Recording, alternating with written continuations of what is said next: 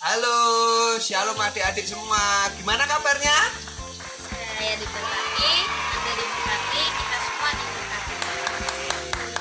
Baik, pagi hari ini dalam sekolah minggu kita akan bersama-sama memuji Tuhan. Pujiannya apa, Satrio? Kasih Yesus indah, oh indah. Oke, kita akan pujikan pujian ini.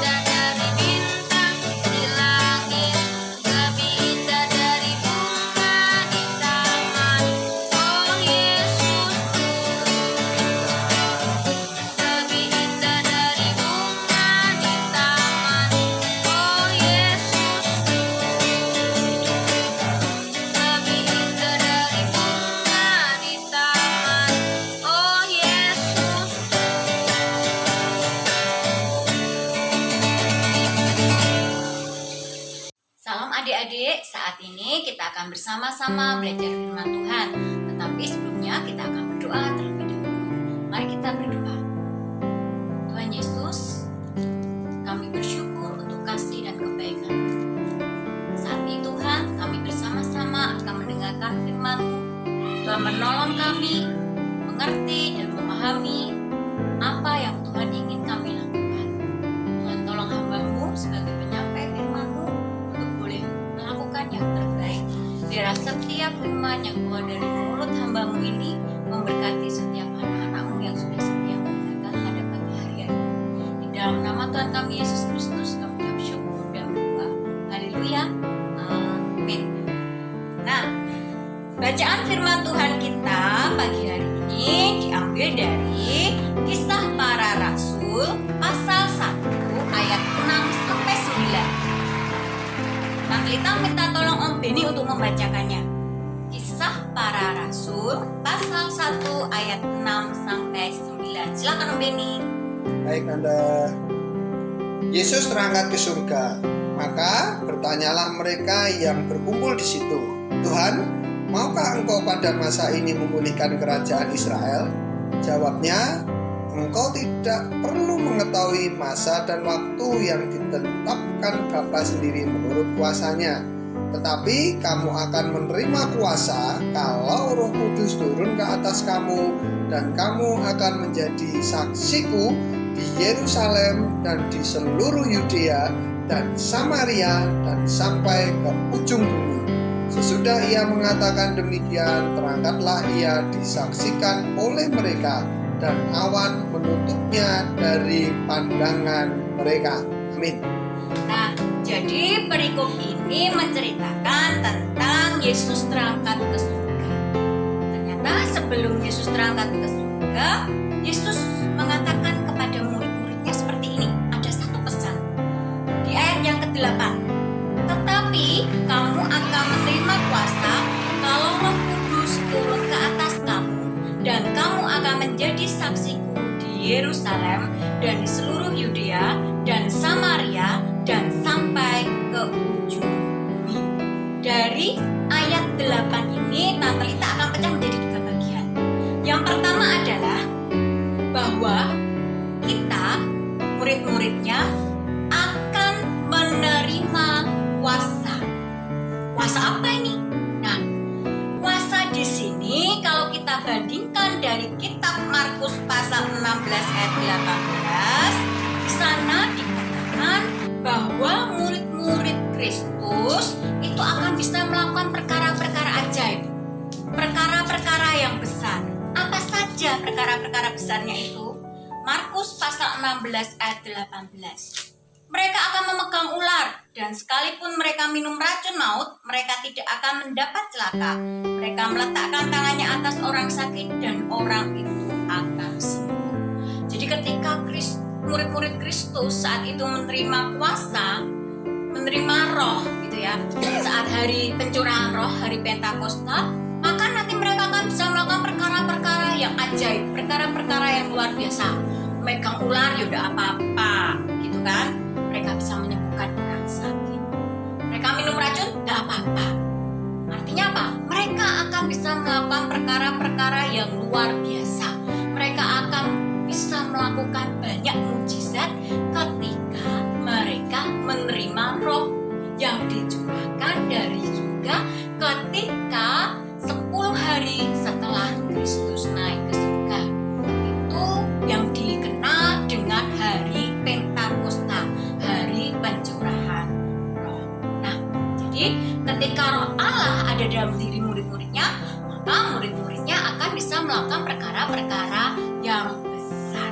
Tapi syaratnya apa tadi? Yaitu ketika Roh Kudus turun ke atas mereka, turun ke atas murid-muridnya, ketika murid-muridnya mengalami pengurapan dari Roh Kudus. Nah, apa tujuannya dari ketika mereka bisa melakukan perkara-perkara yang besar, perkara-perkara yang ajaib tadi? Tujuannya adalah supaya mereka bisa menjadi saksi Kristus. Mereka bisa menceritakan tentang Kristus, bisa menceritakan karya keselamatan, bahwa keselamatan itu hanya ada di dalam Kristus, seperti yang tertulis di dalam Kisah Para Rasul pasal 4 ayat 12. Nah, tolong kamu ini membacakannya, Kisah Para Rasul pasal 4 ayat yang ke-12. Kisah Para Rasul pasal 4 ayat yang ke-12. Dan keselamatan tidak ada di dalam siapapun juga selain di dalam Dia. Sebab di bawah kolong langit ini tidak ada nama lain yang diberikan kepada manusia yang olehnya kita dapat diselamatkan. Ya, jadi tujuannya tadi adalah ketika Roh Kudus dicurahkan, murid-murid itu bisa melakukan hal-hal yang luar biasa, hal-hal yang besar. Satu tujuannya adalah supaya mereka bisa menjadi saksi Kristus, menceritakan bagaimana Kristus telah mati di salib untuk menebus dosa semua manusia. Itu ya. Jadi ketika murid-murid Kristus menerima roh, mereka bisa melakukan perkara besar dan mereka bisa menjadi saksi. Nah, lalu apa hubungannya dengan zaman sekarang ini loh Tante? Kalau zaman now sekarang ini penerapannya, aplikasinya itu seperti apa? Nah, sama. Ketika kita menerima roh Allah, Roh Kudus, maka kita akan bisa melakukan perkara-perkara yang besar. Ada lagunya tuh, bersama Yesus lakukan perkara besar, bersama Yesus tidak ada yang sukar, bersama Yesus ada jalan keluar untuk masalahku, untuk masalahmu, untuk masalah kita semua. Ya, jadi ketika kita menerima roh yang dari Kristus, roh Allah tinggal di dalam kehidupan kita, kita bisa melakukan perkara-perkara yang besar. Ya, apa tuh perkara besar zaman sekarang ini? Apakah seperti menyembuhkan orang sakit seperti itu? Masih ada beberapa orang yang mempunyai karunia roh seperti itu. Tetapi setidaknya ketika kita mempunyai roh Kristus dalam kehidupan kita, hal yang mungkin bagi orang lain mustahil, bagi kita mungkin, karena ada Kristus beserta kita, gitu ya. Mungkin orang lain mengatakan, aduh belajar matematika itu susah Tante. Tetapi karena kalian diberi hikmat oleh Tuhan, kalian bisa memahami matematika dengan mudah. Misalnya lagi, ketika kalian mungkin menganggap pelajaran fisika, kimia itu susah gitu ya.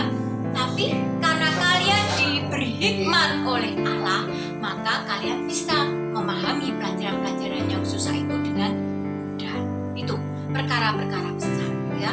Mungkin yang lain selama pandemi ini mereka sakit di rumah, tapi kalian sehat. Itu juga kalian berarti melakukan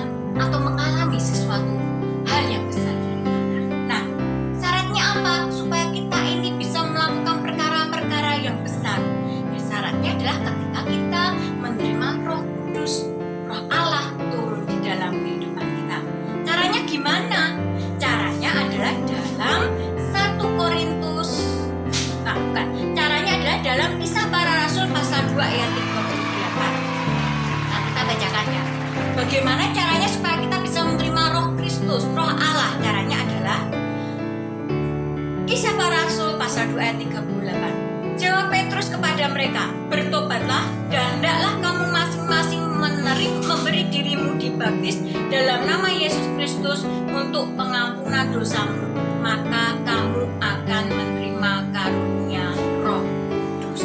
Jadi ternyata supaya kita bisa menerima karunia Roh Kudus, yang pertama yang harus kita lakukan adalah bertobat, mengakui segala dosa-dosa kita bertobat, kemudian kita mengaku Kristus sebagai satu-satunya Tuhan dan Juru Selamat, kemudian kita menyerahkan diri kita untuk dibaptis. Artinya apa? Menyerahkan seluruh hidup kita kepada Kristus, gitu ya. Kita mati, sudah meninggalkan dosa-dosa kita, meninggalkan kebiasaan lama, kemudian hidup baru, maka kita akan menerima Roh Allah.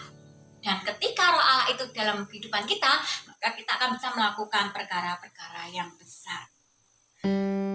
Kalau di sini dikatakan kamu akan menerima karunia Roh Kudus. Apa saja karunia Roh Kudus? Yo, Om Beni minta tolong bacakan tuh 1 Korintus pasal 12 ayat 28 sampai dengan ayat yang 1 Korintus pasal 12 ayat 28 sampai 30. Dan Allah telah menetapkan beberapa orang dalam jemaat, pertama sebagai rasul, kedua sebagai nabi, ketiga sebagai pengajar. Selanjutnya mereka yang mendapat karunia untuk mengadakan mujizat, untuk menyembuhkan, untuk melayani, untuk memimpin, dan untuk berkata-kata dalam bahasa roh.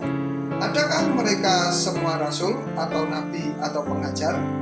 Adakah mereka semua mendapat karunia untuk mengadakan mujizat, atau untuk menyembuhkan, atau untuk berkata-kata dalam bahasa roh, atau untuk menafsirkan bahasa roh?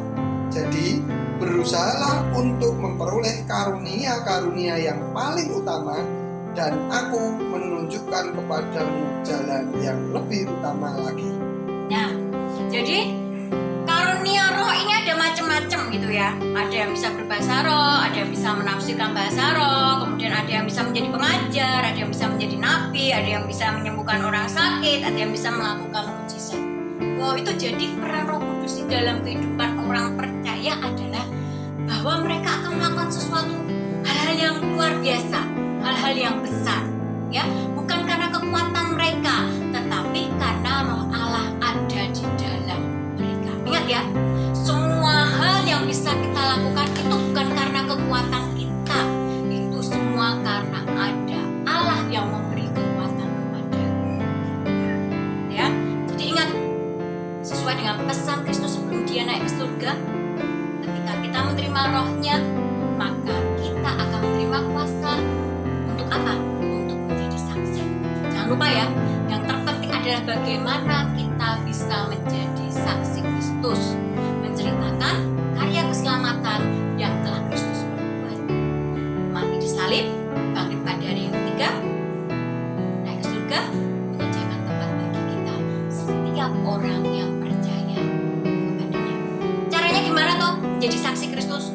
Ya, kalau kalian dapat berkat, cerita kepada teman-temannya bagaimana Tuhan Yesus sangat baik kepada kalian. Bisa lagi dengan cara apa? Yang melakukan kebaikan dalam hidup kalian. Lewat tutur kata yang baik. Yang lain toksik, tidak masalah. Yang penting kalian tidak toksik. Jadilah terang di tengah kegelapan, ya. Jadilah garam yang bisa mempengaruhi dunia ini, dan jadilah berkat, sehingga melalui kesaksian kalian, melalui kehidupan kalian, banyak jiwa-jiwa yang diselamatkan. Mulai dari yang terdekat, kemudian semakin lebar, sampai seluruh dunia, dimanapun kalian berada, menjadi saksi. Itu saja firman Tuhan pada pagi hari ini. Tuhan Yesus memberkati. Tuhan, hari ini kita sudah selesai beribadah. Sebentar kita berpisah, jadi ya, berdiri, saya tutup, tak berlipat, doa. Terima kasih Tuhan Yesus. Hari ini kami sudah beribadah, kami sebentar aja akan berpisah. Kita masing-masing percaya dengan pada hari ini kami menerima berkat yang baik, dan kami menerapkan kepada hati kami kepada Tuhan Yesus dan berberkat, dan berkat yang baik yang bisa Bapak. Kasih dari sini kita sudah berbicara dalam Yesus, banyak dari Yesus sekarang selama-lamanya hingga pada Yesus. Bisa kita berkat berkatnya bersama dengan saya. Amin.